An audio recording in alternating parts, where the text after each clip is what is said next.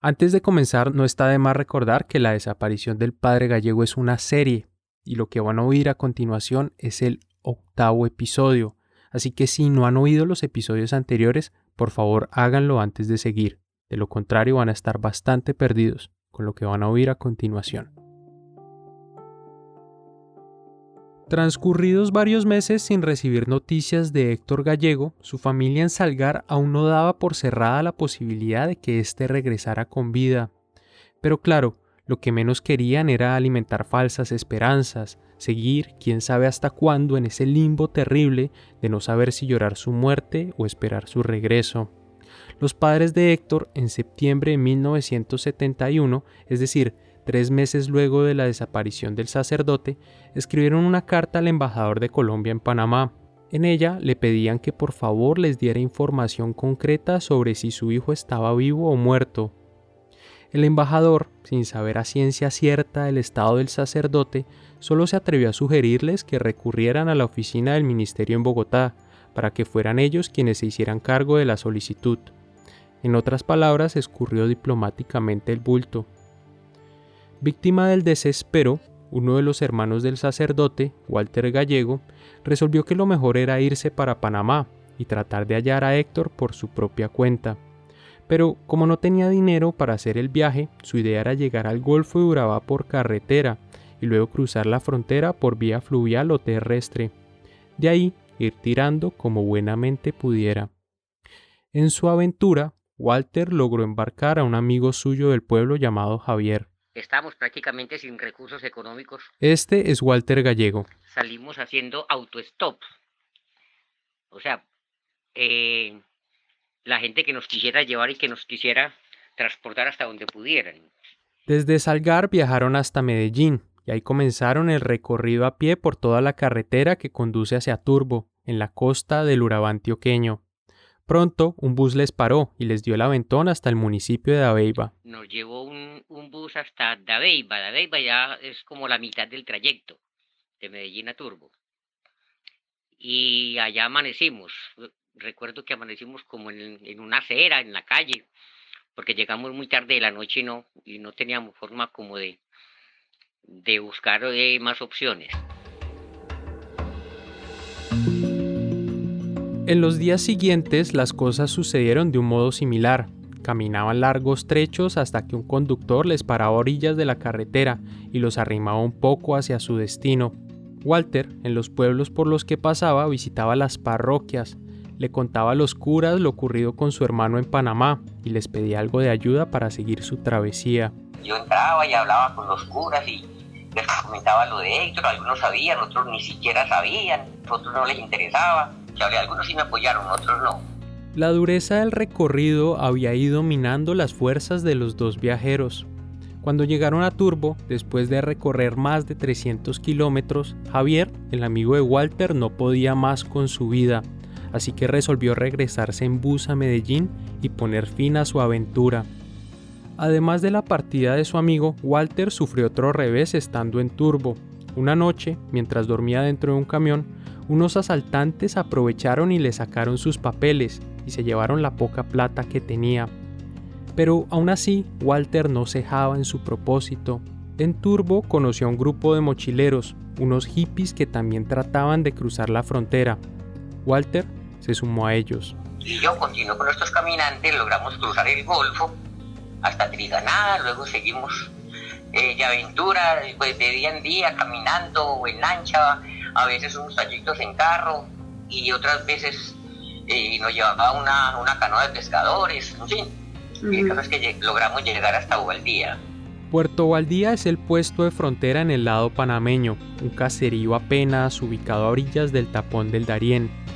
La Guardia Nacional, que realizaba el control de entrada, le negó a Walter el ingreso al país. No llevaba documentos de identificación.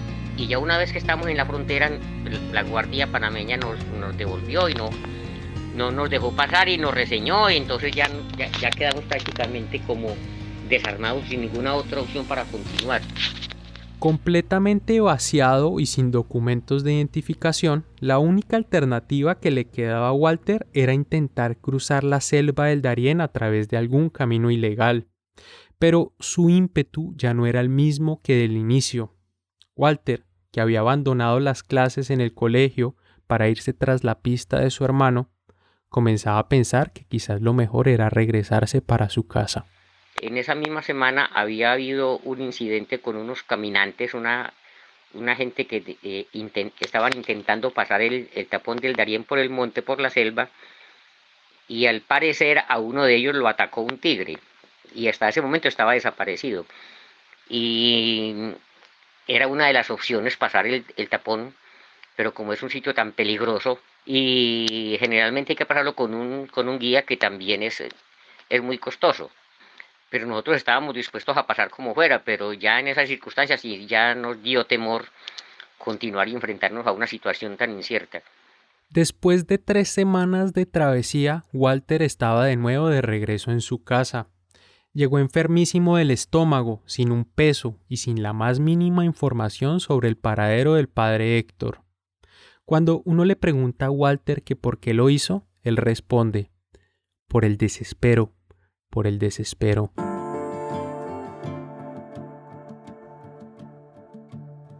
¿Cómo logró la familia Gallego recobrar un cierto sentido de normalidad en su día a día, si es que en realidad pudo?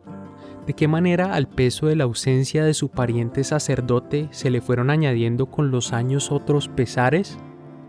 Bienvenidos a La desaparición del padre Gallego, un podcast producido por La No Ficción, dedicado a contar la historia de un hombre venerado como un mártir en Panamá y olvidado en su natal Colombia.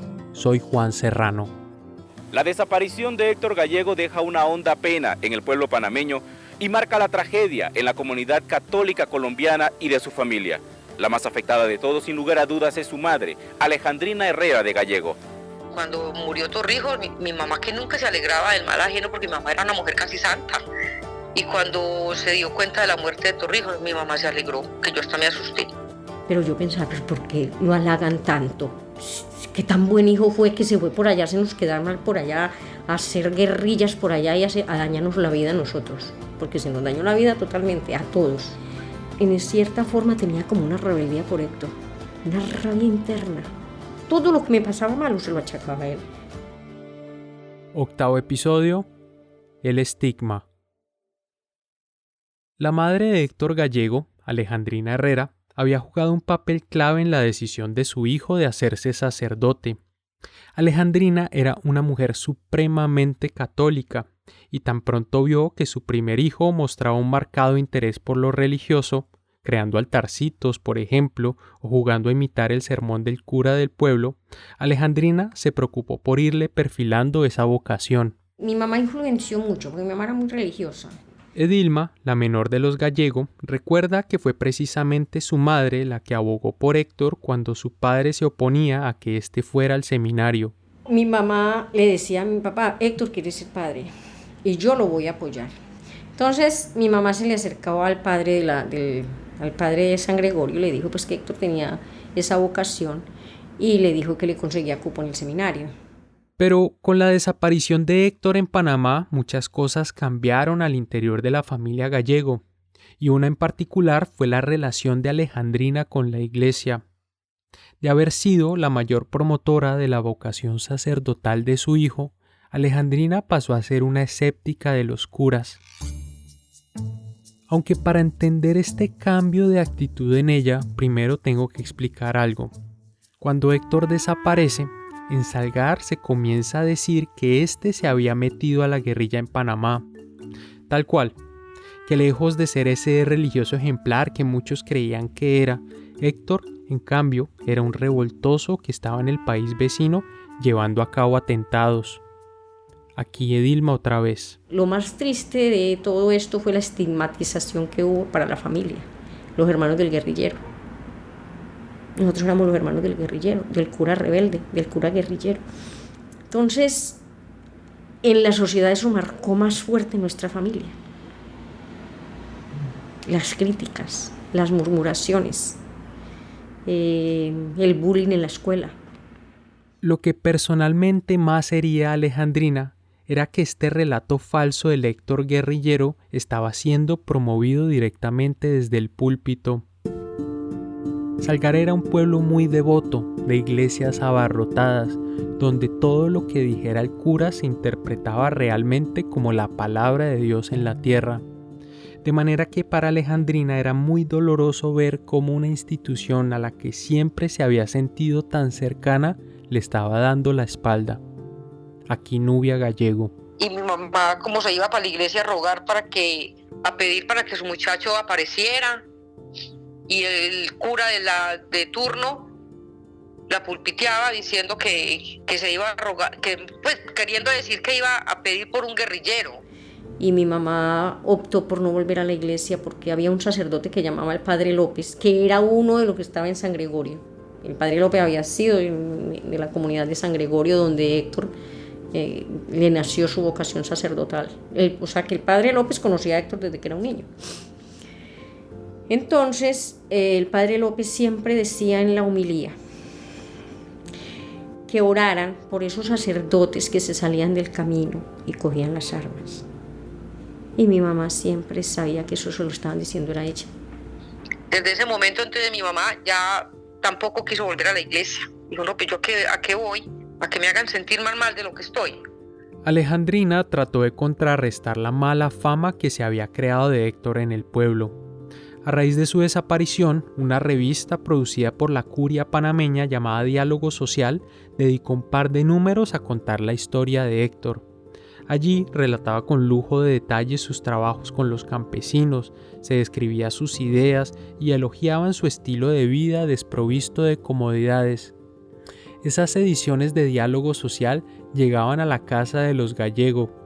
Y mi mamá las repartía, como tratando de limpiar el nombre de su hijo. Mire que él no estaba haciendo lo que dicen, mire que Héctor lo que estaba era ayudando a los campesinos, él no estaba haciendo lo que están diciendo. Ella trataba de todas las maneras de limpiar el nombre de su hijo. O sea, que para mi mamá no solamente fue la desaparición de Héctor, sino la estigmatización tan fuerte que pusieron contra él. A pesar de su empeño por contener las mentiras que circulaban en Salgar, Alejandrina no logró evitar siquiera que éstas se colaran en su propia casa. Su esposo, Horacio Gallego, comenzó a pensar que a lo mejor sí era cierto esto de que su hijo se había convertido en una especie de Camilo Torres en Panamá. Mi papá sí pensaba que Héctor se había vuelto guerrillero. Entonces los viejos chismosos iban y le decían a mi papá que se había ido para Panamá seguramente a hacer lo mismo que hizo Camilo Torres. Entonces mi papá se dejaba echar el cuento de esa gente y iba a recriminarle a mi mamá. El hecho de que Horacio Gallego le diera crédito a esos rumores causó mucho daño al interior de su familia. Ya no era solo el drama de la desaparición de un hijo, ni ver cómo de repente vecinos de toda una vida le retiran a uno el saludo.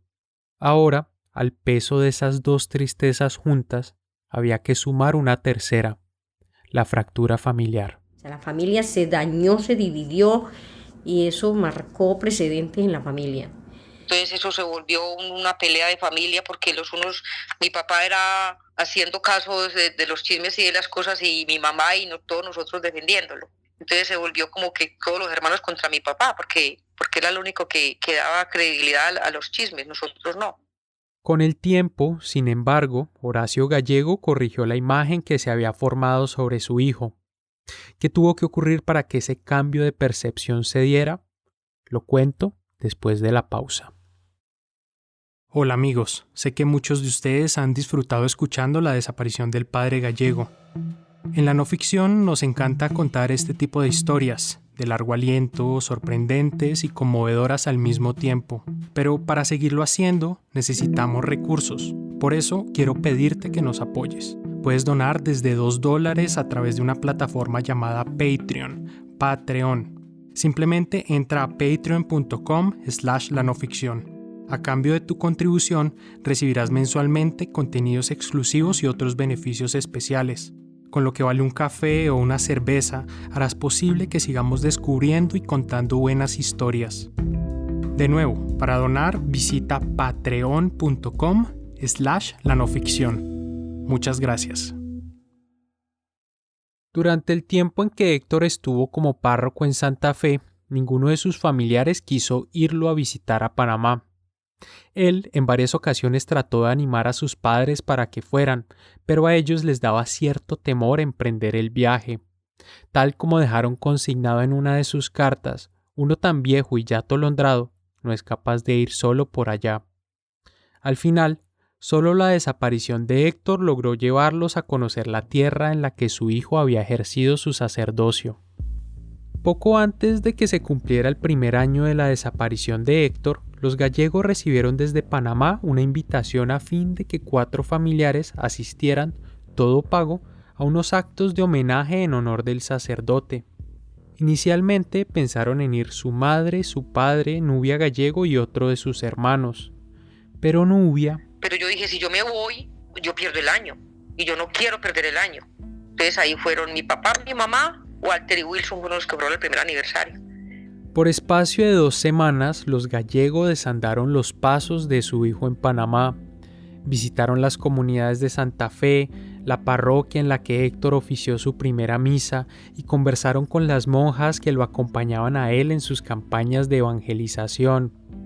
A donde quiera que iban, los gallegos recibían la hospitalidad y los agasajos de unos campesinos que no terminaban de reponerse de la pérdida de su líder. Por boca de todos ellos se enteraron de los trabajos de Héctor como promotor de cooperativas y escucharon anécdotas que lo retrataban como un religioso completamente al servicio de los más humildes. Teniendo en cuenta que Héctor nunca llegó a oficiar como sacerdote en Colombia, para los gallegos este viaje representó la posibilidad de descubrir esa faceta de su hijo con la cual nunca tuvieron contacto directo. Este es Walter Gallego, uno de sus hermanos, dirigiéndose a un grupo de campesinos durante su visita a Panamá.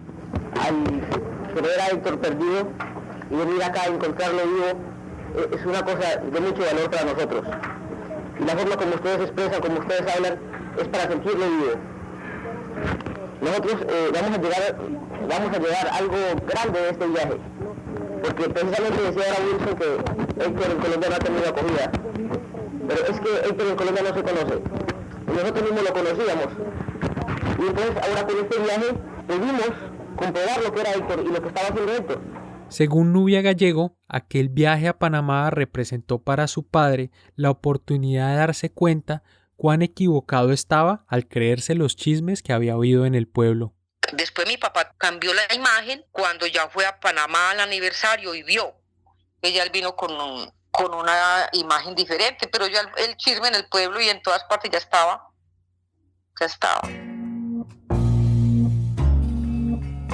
Regresando de nuevo a Panamá, la madre de Héctor se llenó en ese viaje de razones para defender a su hijo.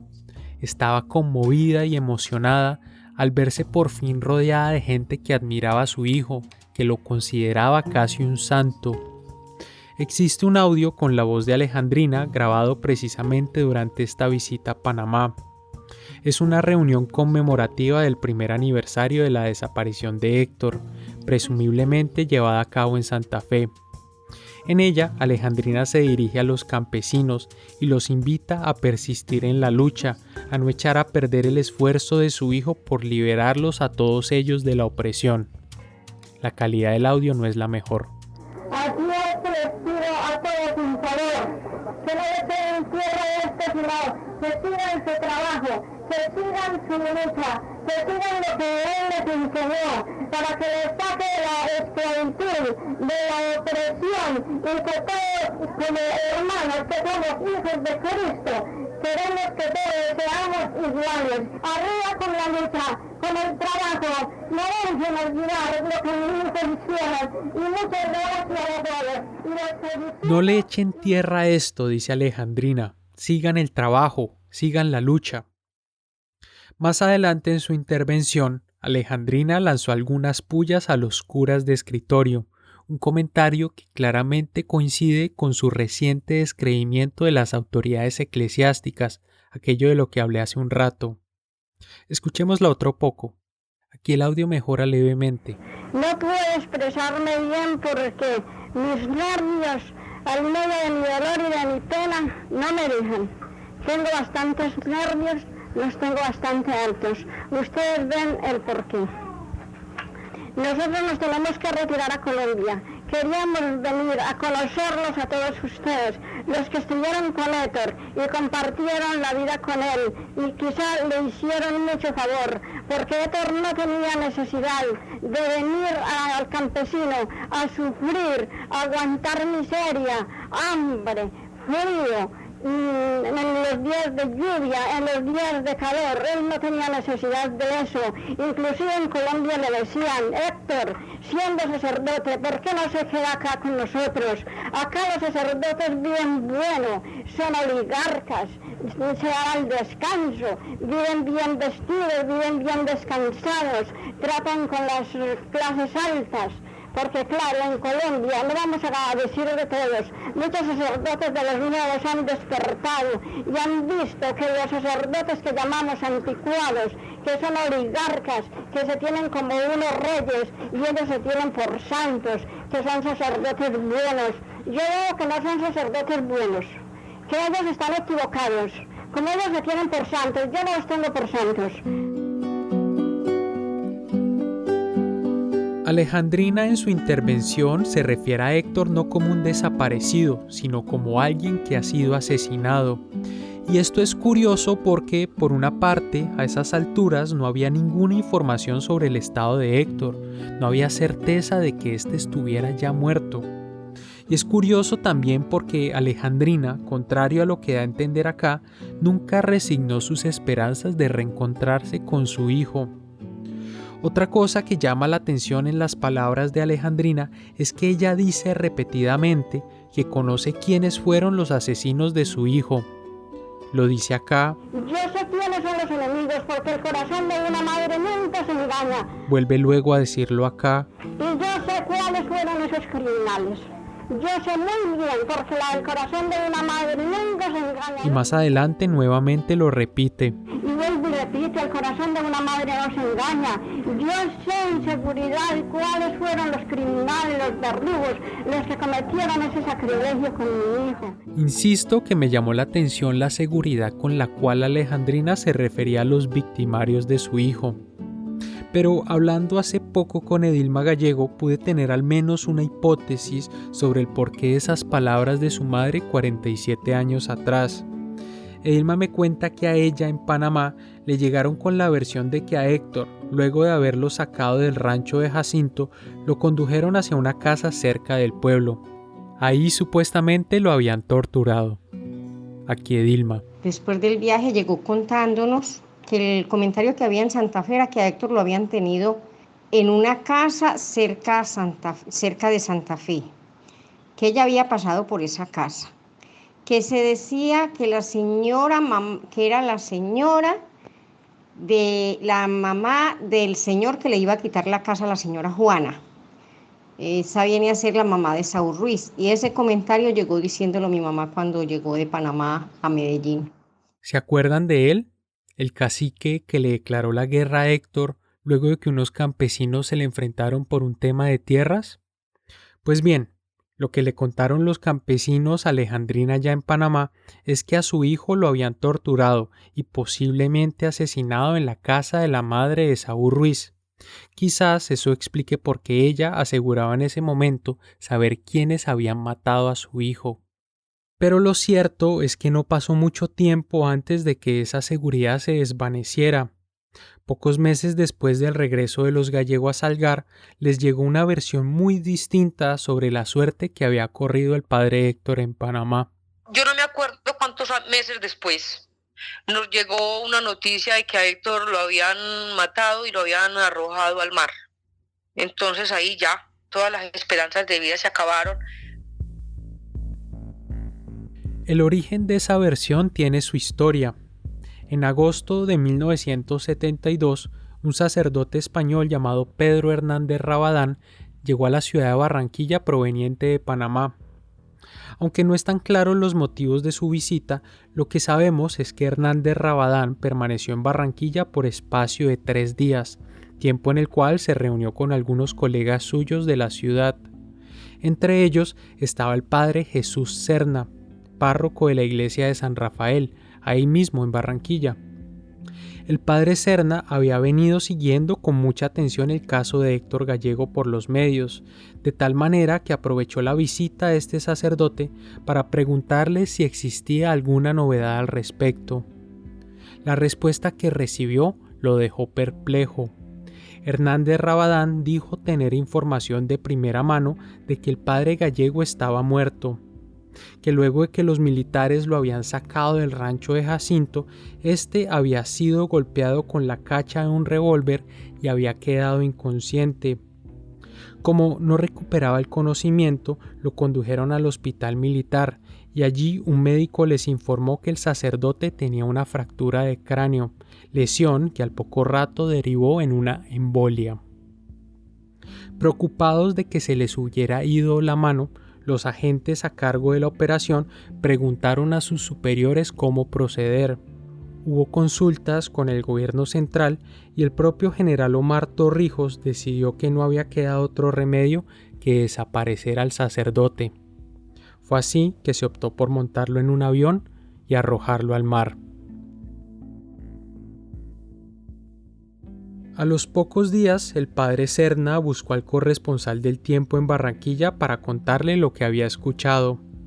La noticia apareció en portada en la edición del 21 de agosto de 1972. Lanzado de un avión al mar, decía el título, y abajo una foto del padre Gallego. Y eso sí fue, supongo, el acabose. Sí, ya nosotros todos perdimos la esperanza. Como le digo, la única que seguía guardando una última esperanza era mi mamá. Ok, aquí tengo que explicar algo antes de continuar. Cuando llegó esta noticia de que Héctor había sido arrojado al mar, buena parte de la familia Gallego le dio entera credibilidad. Esto lo dice no solamente Nubia, sino que también coincide con la versión que han dado otros de sus hermanos. Escuchen, por ejemplo, lo que Alberto Gallego le dijo a la televisión panameña en 1999. Que la noticia y lo que se dijo todo el tiempo era que había sido arrojado al mar. Pero como dije hace un momento, Alejandrina seguía aferrada a la ilusión de poder ver a su hijo algún día de nuevo. Aunque la nueva versión ciertamente creaba mayor confusión y evocaba imágenes terribles, para ella no se podía descartar ningún escenario. Aquí Nubia otra vez. Pero mi mamá sí seguía con la esperanza de decir, a mí nadie me lo ha mostrado que está muerto, entonces mi hijo puede estar en algún lugar. Sí, eso de que lo tiraron desde un helicóptero, a mí nadie me puede comprobar que eso fue así. Mi mamá siempre vivió con la esperanza de que de pronto él apareciera en algún momento. Mi mamá decía, de pronto mi muchacho está quién sabe dónde, de pronto esté por ahí en alguna parte. Nadie me quita la esperanza de que pronto aparezca. Pero ya uno sí sabía que sí, que pues le dimos mucha credibilidad a esa noticia. Los años pasaron sin recibir nuevas noticias en torno al paradero de Héctor. Sin embargo, difícilmente puede decirse que el transcurso del tiempo haya devuelto a la familia Gallego a un clima de apacible normalidad. No, nada de eso. Para ellos, las tragedias se fueron acumulando una tras otra. Entre 1973 y 1974, otros 2 hermanos Gallego perdieron la vida. Uno, Harold Gallego, se despeñó por una carretera de Antioquia.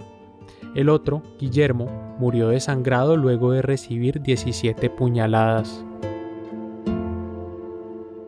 Edilma considera que este último caso está de algún modo asociado con la desaparición de Héctor, pues la riña que acabó con la muerte de Guillermo surgió según ella porque alguien ofendió la memoria de su hermano Héctor. Eso siento que fue una consecuencia de la muerte de Héctor, porque las palabras ofensivas que le dijeron a él le dolieron y sacaba la cara por su hermano. Bueno. Aparte de esa seguidilla de infortunios, el estigma contra ellos en el pueblo se mantuvo. Edilma y Nubia recuerdan cómo algunos de sus primeros noviazgos debieron convivir con la malquerencia y los desplantes de sus suegras, quienes se oponían a que sus hijos se relacionaran con las hermanas de un supuesto guerrillero. Es más, la familia de mi novio, que fue mi esposo, nunca me quisieron por ser una guerrillera. Y a las novias de mis hermanos, los papás tampoco los querían por guerrilleros.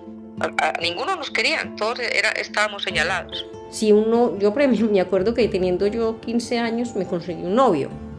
Y de repente ese noviecito me quería y yo lo quería. Y de repente el noviecito nunca más volvió. Y fue que la mamá le dijo que él no podía ser novio de una hermana de un guerrillero.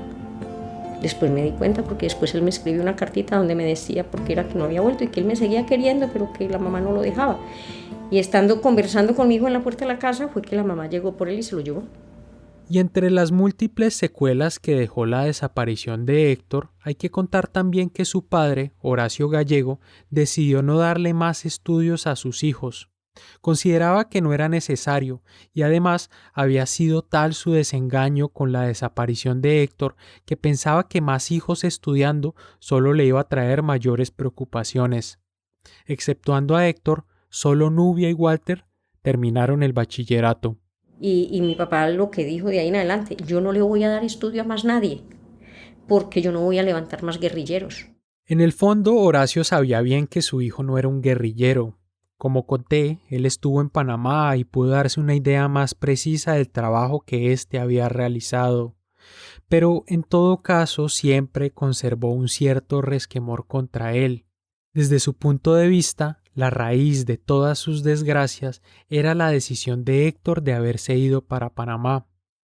Horacio no podía evitar pensar cuán distintas habrían sido las cosas para todos ellos si es que Héctor hubiera accedido a la idea de ejercer su sacerdocio en Colombia, como él mismo se lo pedía que hiciera.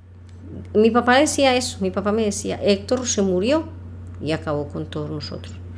Efectivamente yo siempre pensé que la muerte de Héctor fue como un huracán, como un tsunami, que llegó y se llevó la felicidad, se llevó la alegría, se llevó el progreso, se llevó el estudio, la educación, todo.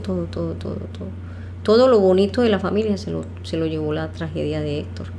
O sea, de pasar de ser una niña feliz a ser una niña infeliz. Las navidades se acabaron en la casa. Nunca se volvió a celebrar una Navidad. O sea, la Navidad para nosotros era como un tormento para todo. Y todavía yo creo que hasta el día de hoy mi familia se encierra en Navidad. No celebra Navidad. Mi hermana, con decirle que mi hermana se acuesta a dormir. ¿Qué vas a hacer? Me voy a acostar.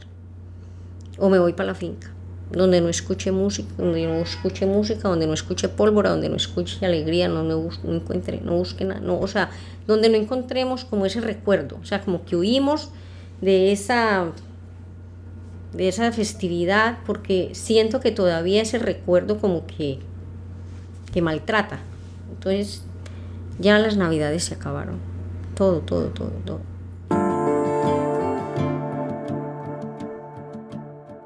Alejandrina Herrera de Gallego murió en agosto de 1987 de un infarto. Durante 16 años, luego de la desaparición de Héctor, Alejandrina pasó varias temporadas en clínicas de reposo debido a sus constantes crisis nerviosas. En 1979 fue operada del estómago por una úlcera que se le formó como consecuencia de lo poco que comía. La desaparición de Héctor sumió a Alejandrina en una tristeza profunda, de la cual nunca logró reponerse. A partir de ese momento mi mamá nunca volvió a sonreír. A partir de ese momento mi mamá, cuando nacía un nieto, mi mamá nunca se alegraba, sino que se ponía muy triste. Muy triste. ¿Cuál irá a ser la vida de este pobre muchachito? O sea que ella nunca volvió a tener alegrías. En la casa nunca se volvieron a celebrar Navidades, que era la mejor época porque Héctor era muy alegre. Alejandrina nunca perdió las esperanzas de que su hijo reapareciera y le dejó claro a sus hijos que su último anhelo era que sus restos reposaran algún día al lado de los de Héctor. Incluso mi mamá, hasta los pocos días de morirse, ya tenía de pronto la esperanza, alimentaba esa esperanza de que se le apareciera Héctor tocando la puerta. Por su parte, Horacio Gallego murió en abril de 1994, a la edad de 74 años. En lo que respecta a los hermanos Gallego, cada uno de ellos fue abandonando el pueblo de Salgar. Hoy, la mayoría viven en Medellín y sus alrededores.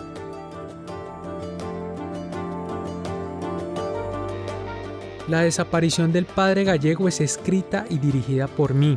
La edición y el diseño de sonido es hecho por Daniel Díaz. María Pía Wolgemuth participó en la fase de reportería de esta historia. Lo invitamos a visitar nuestra página web, lanoficción.com. También a seguirnos en nuestras redes sociales. Estamos como @lanoficción en Instagram, Twitter y Facebook. Y por favor, si nos oyen a través de Apple Podcast, no olviden calificarnos y dejarnos una reseña. Eso ayudará a que esta historia pueda llegar a muchísimas más personas. En el siguiente episodio de esta serie les contaremos de la aparición de nuevas pistas que refutan la tesis de que el padre Gallego fue arrojado al mar. Además, hablaremos de la reapertura del caso judicial 20 años después y de las personas que terminaron siendo acusadas por estos hechos. Mi nombre es Juan Serrano, nosotros nos reencontramos en una próxima ocasión y a continuación les dejo un pequeñísimo adelanto del siguiente episodio de esta serie. El fallo fue pronunciado por un jurado de conciencia compuesto por 8 personas. Los condenados son el exteniente coronel Nivaldo Madriñán, el ex capitán Melville Walker y Nelson Eugenio Magallón, quien se encuentra prófugo. Sí, yo fui el abogado de ambos, lo que usted menciona, que le adelanto, fueron condenados de forma infame por el jurado de conciencia. El veredicto salió el 21 de noviembre, en hora de la mañana de un domingo triste, nefasto para la administración de justicia, porque ese fue un juicio en donde la Corte Suprema de Justicia de aquel entonces presionó en todo el sentido de la palabra. Fue una pelea mía yo era el burro contra 75 leones, yo, así que ahí se dio la batalla, pero al fin venció la infamia. El expediente del caso Gallego indicaban que los exmilitares Madriñán, Aponte, Walker, Magallón y Agrasal son los responsables de la captura, vigilancia y presunto homicidio del sacerdote colombiano. Una pregunta, ¿cuántos años tiene usted? 28. Uy, usted es un niño. Imagínese usted, tiene 28, pero use la lógica, use la lógica. Si Walker y Magallón y los otros conocían el área y al padre, y le dijeron por abajo, se fue para la casa de Jacinto, entonces usted cree que todo un departamento de seguridad que iba a raptar o a secuestrar al padre para lo que fuera, iba a ir Walker de casa en casa buscando al padre, dejando las huellas. Todo eso me demuestra que el padre lo capturaron personas que no lo conocían y que no conocían el área. Así que ya, imagínense pues el tema ese que le estoy diciendo, ¿no? Usando la lógica.